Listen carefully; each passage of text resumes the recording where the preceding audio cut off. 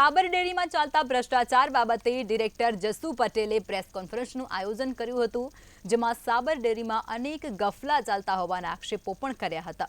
સાથે જ કહ્યું હતું કે અનેક બાબતે લેખિતમાં રજૂઆત કરવામાં આવે છે, છતાં પણ કોઈ નિર્ણય કે નિરાકરણ નથી આવતું। ત્યારે સાબર ડેરીના એમડી અને એચઆરડી મેનેજર કોઈ પણ મામલે માહિતી ન આપતા હોવાના આક્ષેપો પણ કરાયા છે। ત્યારે સગા સંબંધીઓને પ્રમોશન આપવામાં આવી રહ્યા છે અને એટલું જ નહીં, કેટલાક ડિપાર્ટમેન્ટ ખાલી એમના સગા વહાલાઓથી જ ચાલી રહ્યા હોવાના પણ આક્ષેપો લગાવ્યા છે।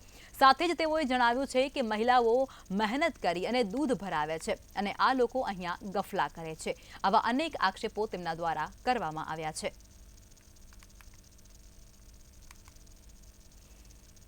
સાબર ડેરીના એમડીને બે એક પ્રશ્નો મારા ધ્યાન ઉપર આવ્યા કે સાબર ડેરીમાં બહુ મોટા ગફલા ચાલુ છે।